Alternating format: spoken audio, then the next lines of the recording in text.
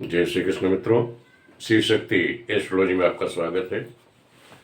आज मैं आपको जैसे कुंडली विश्लेषण करना सिखाऊंगा। उसमें आप लोग जैसे कुंडली आपके सामने आई तो उसमें आप योग कैसे देखेंगे। आपको पता चले कुंडली सामने आई तो हमको देखना क्या है, तो हम लोग क्या देखते हैं उसमें योग शुभ भी हो सकते हैं, अशुभ हो सकते हैं। तो हमको पहले तो योग विचार करना आना चाहिए। तो ये सबसे पहले आप देखिए कि योग कुंडली में देखे कैसे जाते हैं। सर्वप्रथम आप उसमें क्या देखेंगे कुंडली में कि ये देखिए कि केंद्र और त्रिकोण का कोई योग बन रहा है क्या। योग का मतलब है शुभ फल, शुभ देने वाले जो योग है। योग होते हैं शुभ फल वाले हुए थे, अशुभ फल देने वाले योग भी बनते हैं। तो हमको ये देखना है कि शुभ योग बनने वाले जो योग है, आज हम उसका ही टॉपिक लेके चलेंगे। तो सर्वप्रथम हमें क्या देखना है कुंडली में। कोई कुंडली हमारे सामने आ गई, उसमें हम देखें शुभ योग। शिव योग में देखें केंद्र का जो ग्रह है वहाँ पे उनका केंद्र से कोई संबंध है क्या, यानी केंद्र का त्रिकोण से कोई संबंध है या केंद्र के ग्रहों का आपस में संबंध है, केंद्र त्रिकोण का योग है, या जो ग्रह बैठी हुई हैं वहाँ आपस में उनका आपस में केंद्र से संबंधित योग बन रहा है या एक दूसरे से त्रिकोण में बैठी हुई हैं। ये सारी स्थिति मैं आपको बताता हूँ, उसे आप लोग नोट करिए। इसी के द्वारा आप कुंडली देखना सीखेंगे। आप कुंडली देखना सिखाता हूँ। सूत्र नंबर 1 आप नोट कर लीजिए। सबसे पहले कि जो ग्रह योग कारक क्या क्या होता है। जो ग्रह केंद्र में, केंद्र हम जानते हैं कौन सा होता है, 1 4 7 10, इसको हम केंद्र भाव कहते हैं। यानी पहला चौथा सातवां 10वां भाव क्या कहता है, केंद्र भाव कहलाता है। इसका जो स्वामी, जो भी ग्रह का स्वामी है, स्वामी होने के साथ साथ कोई ग्रह है वो केंद्र का स्वामी हो, यानी 1 4 7 का स्वामी हो, उसके साथ वो त्रिकोण का स्वामी, त्रिकोण मतलब 5वें नवम का भी स्वामी हो, तो क्या होगा, योग कारक होगा। वो क्या है, वो योग कारक ग्रह होगा। उसी को हम कहते हैं योग कारक। जिसका संबंध केंद्र त्रिकोण से है वो योग कारक होगा। एक उदाहरण के द्वारा आप समझ लीजिए।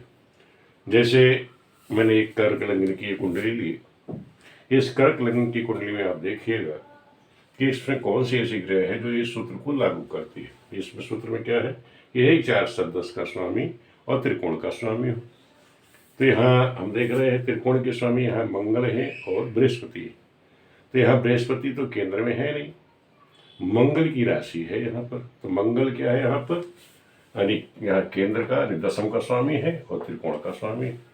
तो क्या हुआ, कर्क लग्न की कुंडली में मंगल जो है योग कारक यानी शुभ फल देने वाला है, सबसे ज्यादा शुभ फल देगा। इस तरह से ग्रह बैठ गई, किसी कुंडली है कर्क लग्न की कुंडली है तो समझ लो कि मंगल उसमें जो है योग कारक है, शुभ फल देने वाला है। दूसरा उदाहरण समझ लो।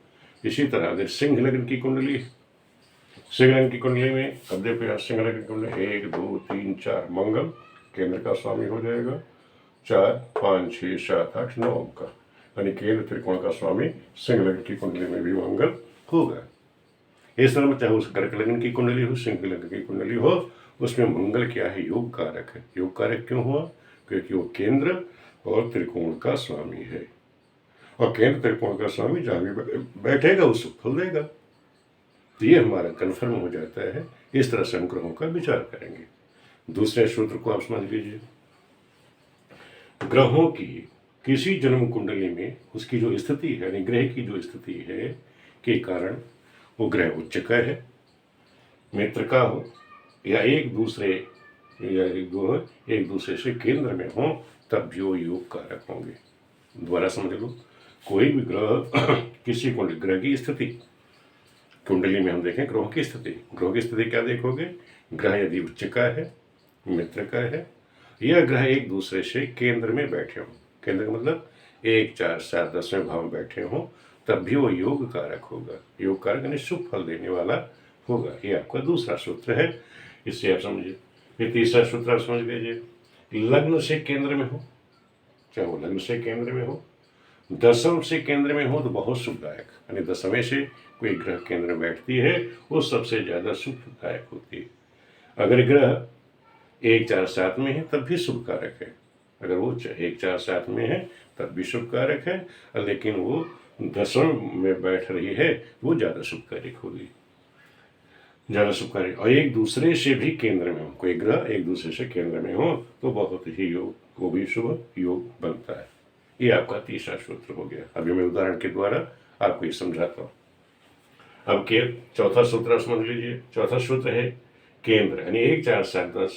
इसको हम क्या कहते हैं? विष्णु। क्या जैसे भगवान विष्णु है, इस तरह हम केंद्र भाव को समझते हैं। यानी केंद्र क्या होता है? 1 4 7 विष्णु का स्थान मानते हैं। और जो त्रिकोण है उसको लक्ष्मी माना जाता है। 5वां 9वां स्थान क्या है? लक्ष्मी।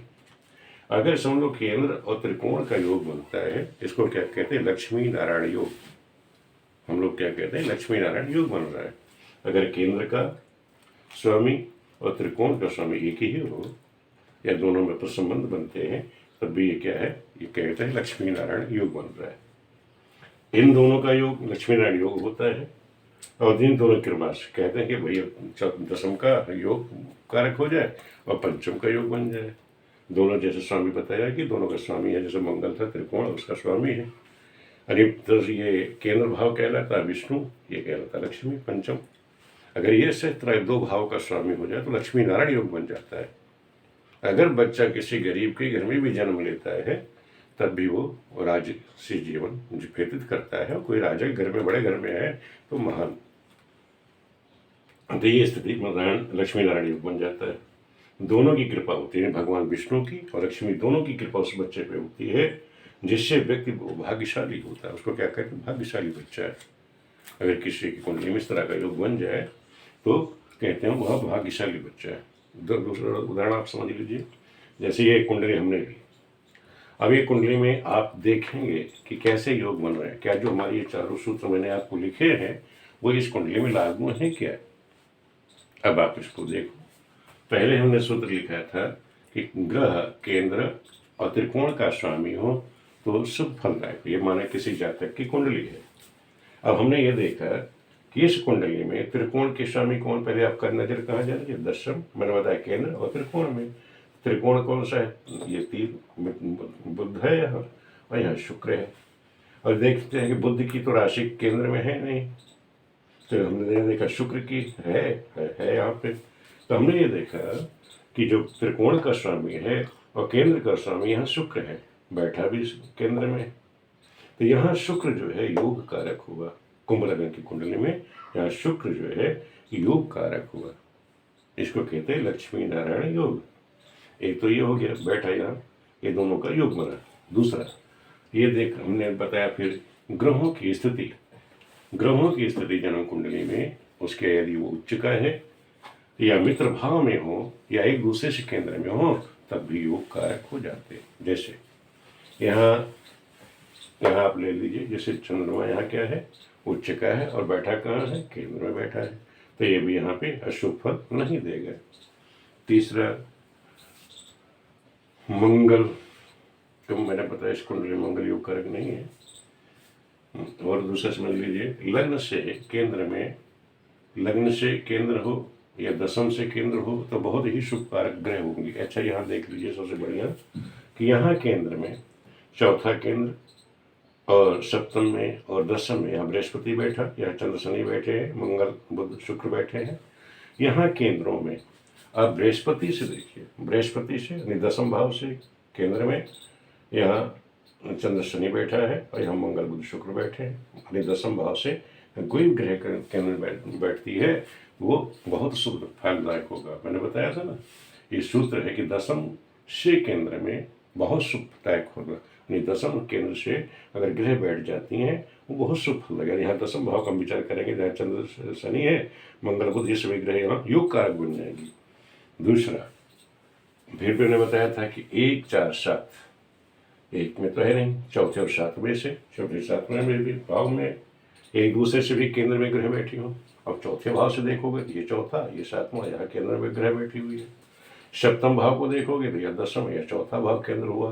तो ये सभी ग्रह एक दूसरे से शुभ फल देने वाली, इस कुंडली जिस जातक की कुंडली है वो समझ लो, अगर गरीब के घर में भी जन्म लेगा और इस तरह के योग बन जाते हैं तो योग कारक हो जाता है। वो बच्चा बहुत ही जीवन में सफल होता है, कामगर होता है। मैंने बता दिया, बताया केंद्र, ये स्थान हमारा विष्णु है। मैंने बताया कि हमारा केंद्र स्थान विष्णु है और इसका संबंध त्रिकोण से हो जाए तो ये लक्ष्मी नारायण योग बना देता है। यहाँ जो शुक्र है यहाँ लक्ष्मी नारायण योग बना देता है। तो इस तरह से आप देखेंगे कि कुंडली हम विश्लेषण करते समय हमारी नज़र कहाँ होनी चाहिए। ये 4 सूत्र आपको बता दिए कि लक्ष्मी नारायण योग का आपको कैसे देखना है। लक्ष्मी नारायण योग कब होगा? जब उसका संबंध केंद्र और त्रिकोण से होगा, वो लक्ष्मी नारायण योग बनेगा। जैसे यहाँ शुक्र जो है केंद्र त्रिकोण का स्वामी है, यहाँ मंगल भी केंद्र और त्रिकोण का स्वामी है। ये 2 ग्रह इस तरह की हैं जो केंद्र और त्रिकोण से योग बना रही हैं। इस तरह से लक्ष्मी नारायण योग बनते हैं। लक्ष्मी नारायण योग कहे कि बच्चा कोई भी हो, किसी चाहे निम्न घर में ही जन्म लो, वो राजयोग होता है, अच्छा सुख में जीवन व्यतीत करने वाला होता है। तो इस तरह से आप लोग देखेंगे शुभ योग कारक। योग कारक ग्रह कहती होती, जैसे 2 + 2 यानी 4 हो जाता है। योग योग होता है कि 2 - 2 0 भी हो जाता है, तो उससे कहते हैं अशुभ योग कारक। जब 2 + 2 होता है 4 होता है, तो उससे कहते हैं शुभ योग कारक। तो इस तरह से मैंने आज आपको केवल शुभ योग कारक के बारे में बताया। ये आप लोग नोट कर लीजिए, स्क्रीनशॉट ले लेना, ये समझें। फिर इसके बारे में आपके आगे मैं बताऊंगा आपको कि ये तो शुभ योग है, और शुभ योग में कहाँ कहाँ से और ग्रहों के संबंध होगा, वो सारी विस्तृत जानकारी मैं आपको देता चलूँगा। ये आपकी शुरुआत है, इसे आप लोग नोट करें। वीडियो आप लोगों को कैसी लग रही है ये आप मुझे ज़रूर बताइएगा। ये प्रारंभिक शिक्षा आप सीखने वालों के लिए, ये प्रारंभिक शिक्षा, इसको नोट कर लीजिए। इसके बाद मैं आपको बताऊंगा शुभ शुभ के बारे में भी, कि शुभ योग कैसे बनेंगे। ये तो शुभ योग है, बच्चा जब इस तरह के योग बनेंगे तो शुभ योग कारक, राजयोग कारक बनेगा। और यह शुभ ही कैसे योग बनेगा इन्हीं ग्रहों का, वो मैं आपको अगली वीडियो में बताऊंगा। वीडियो देखने के लिए आप सभी मित्रों का बहुत बहुत धन्यवाद।